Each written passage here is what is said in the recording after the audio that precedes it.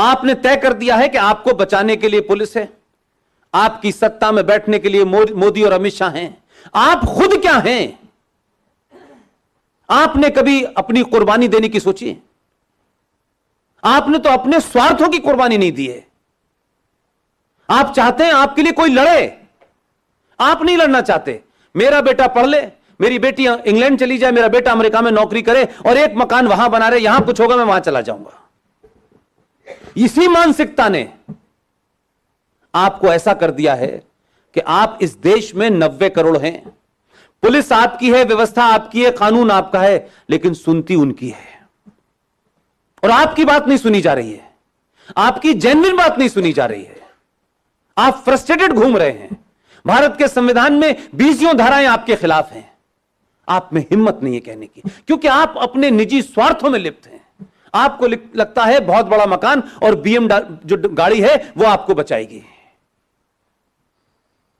आप एपीजे अब्दुल कलाम पैदा करिए, वो कहते हैं हमें नहीं पैदा करने हैं, हमें पंचर जोड़ने वाले 12 चाहिए, जो पंचर भी जोड़ें और इस देश में पंचर भी कर दें। यह लोकतंत्र है, इसमें वोट की वैल्यू है। आप बहुत करोड़पति हैं तो भी आपका एक ही वोट है। एपीजे अब्दुल कलाम पैदा करेंगे तो भी उसका एक ही वोट है, लेकिन वो 12 जो हैं उनसे आप हार जाएंगे। डेमोक्रेसी में नंबर गेम होता है, क्वालिटी ऑफ द वोट नहीं होता कि किस क्वालिटी का वोट है, इसकी कोई वैल्यू नहीं होती। 20, 25, 30 साल पहले हम दिल्ली में सुना करते थे, देश भर में लिखा रहता था सड़कों के ऊपर, दीवारों पे, हम दो हमारे दो, हम दो हमारे दो। कानून तो नहीं था ना, एक कैंपेन चल रही थी। आपने उसको सीरियसली ले लिया।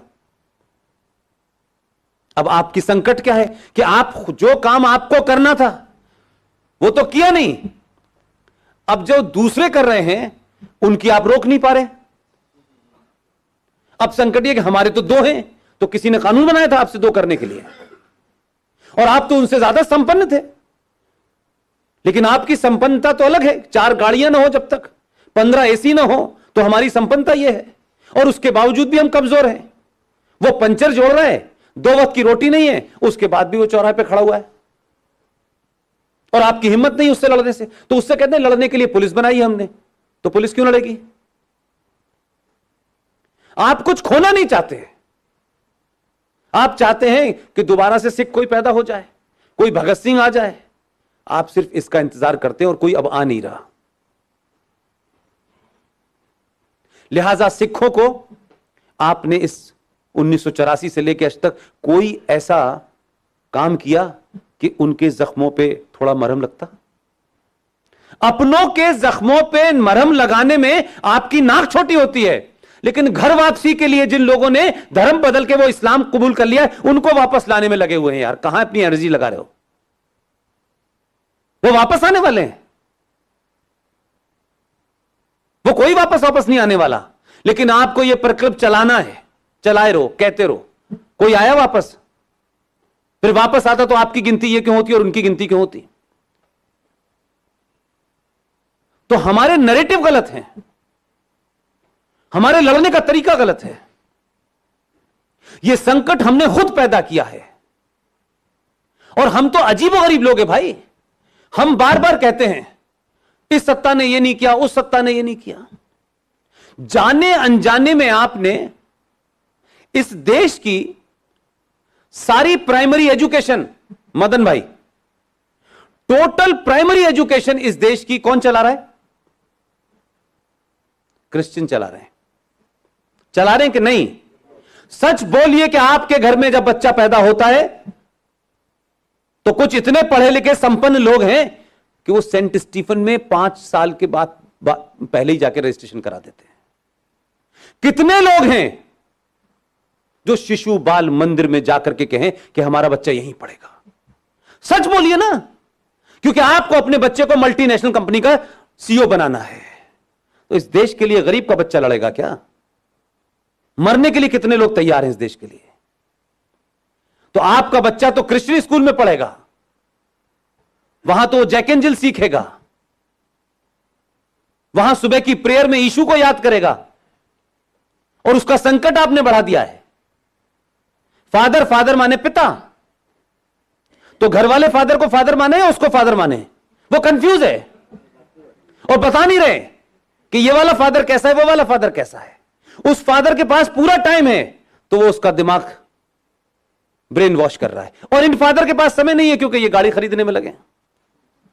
कुछ दिन बाद बोला फादर, वो उस फादर की ज्यादा सुन रहा है और आपकी नहीं सुन रहा।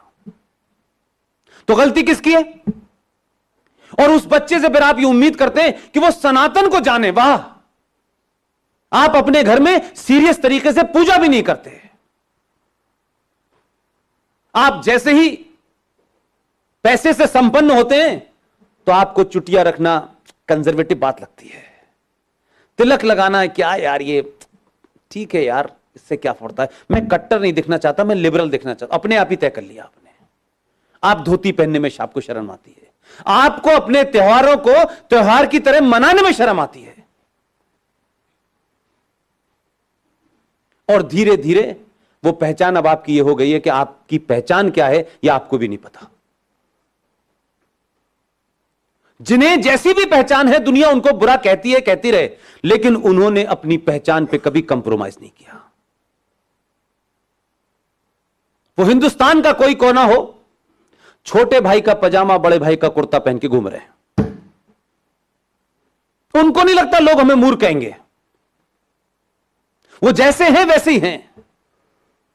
उन्होंने अपनी शर्तों पे आपसे कहा, आप हमारी बात माने, हम आपकी बात नहीं मानेंगे। आप मानेंगे तो आप हमारे भाई हैं, नहीं मानेंगे तो हमारी आपकी कोई दोस्ती नहीं हो सकती।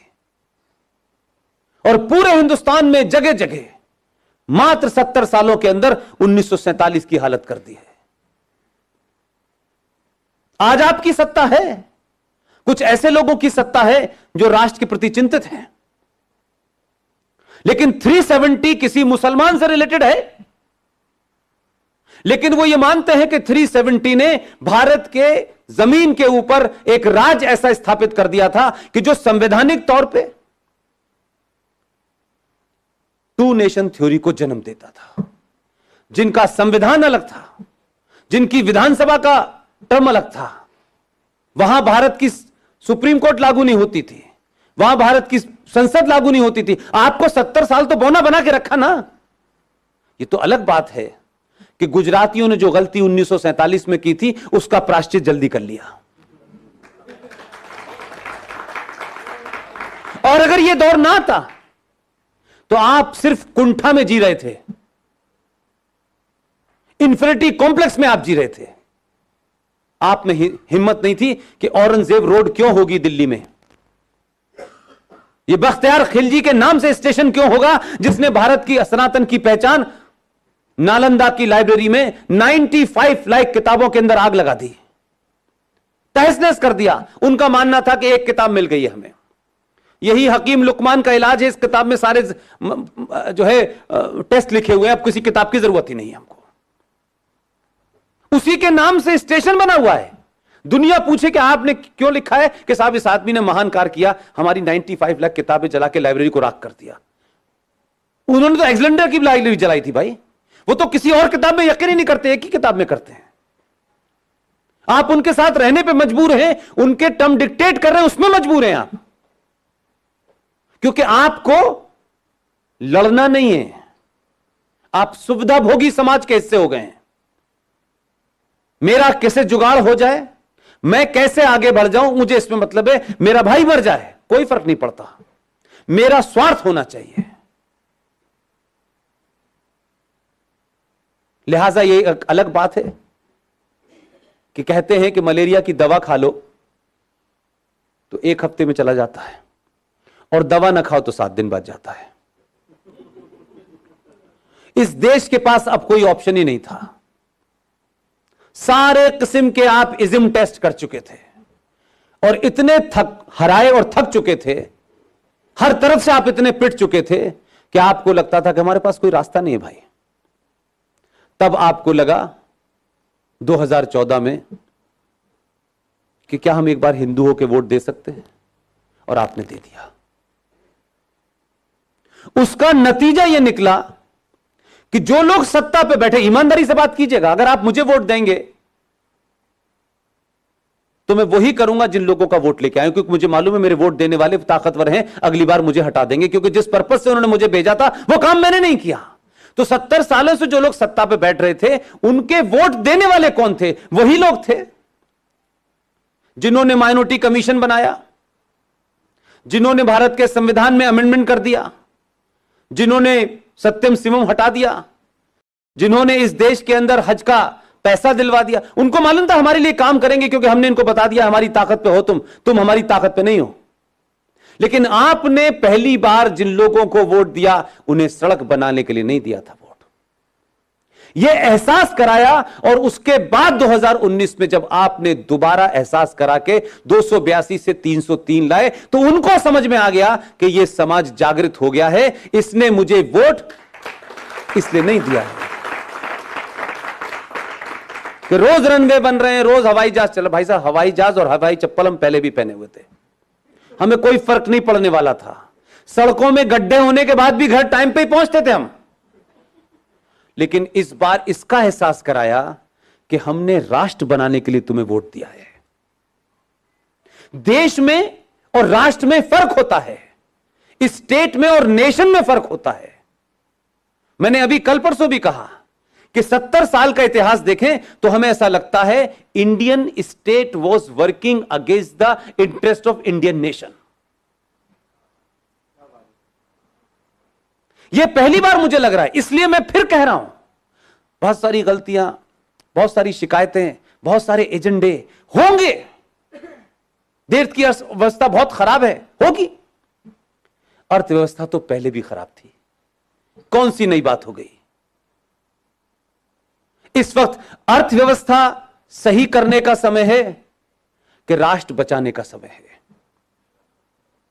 और सरकारें और समाज के बीच में जो कोऑर्डिनेशन होना चाहिए, वो मैं 70 साल में 25 साल की पत्रकारिता के बाद, राजनीति को पास से समझने के बाद, मुझे पहली बार ऐसा महसूस होता है कि सत्ता को यह पता है कि समाज क्या चाहता है, और समाज इस सत्ता को उस मुद्दे से, उस लाइन से, उस डगर से हटने देना नहीं चाहती। इसलिए ये बहुत तेजी से जो काम हो रहे हैं, वो इसलिए हो रहे हैं कि ये ऐसे मुद्दे हैं जिस पे बहुत सारे, जो पिछले 500, 600, 700 सालों के बाद जिन्होंने अपनी एक इनविजिबल सत्ता बनाई थी, उसको जब आप डिमोलिश करेंगे तो जगह जगह से, कहीं से आमिर खान चिल्लाएगा, कहीं से नसरुद्दीन खान चिल्लाएंगे, कहीं से कन्हैया, कहीं से उमर, कोई जेएनयू में होगा, कोई जादवपुर में होगा, ये सब चिल्लाएंगे। ये ऐसा नहीं था कि कहते हैं कि आपका आदमी काम करेगा तो ये चुप बैठेंगे। मुझे तो खुशी इस बात की है कि उन्होंने अपनी जगह बता दी है कि हम कहां कहां हैं, हम यहां यहां हैं, उन्होंने बता दिया है, वहीं वहीं कैमरे लगे हुए हैं। अब झूठ नहीं बोल सकते आप। अब सरकार भी अगर यह कहे कि नहीं, ये दंगा इन्होंने नहीं कहा, तो सरकार क्या झूठ बोलेगी? पूरे देश में तो वो दंगे हो गए। आपका दबाव है कि सरकार को एक्ट करना पड़ रहा है। मैं चाहता हूं कि 70 साल तक जिस तरीके से देश की राजनीति चली कि कुछ लोगों ने अपनी पोजीशनिंग करके जायज नाजायज काम करवाए सत्ता से, हमने तो इनसे सिर्फ जायज काम करने के लिए कहा है। इसलिए अगर आप समझते हैं कि भारत की राजनीति और भारत में जो विषय है आपका, बदलते भारत में हिंदुत्व की भूमिका, मैं इस शब्द को कहता हूं कि आप इसे कहिए, बदलते भारत में सनातन की भूमिका। सनातन क्या है, इसे चिल्ला चिल्ला के लोगों को बताइए, अपने लोगों को भी बताइए, और जो दूसरे हैं जो देर में सुनते हैं, क्योंकि 5 वक्त चिल्लाते हैं तो इसलिए कम सुनाई देता है,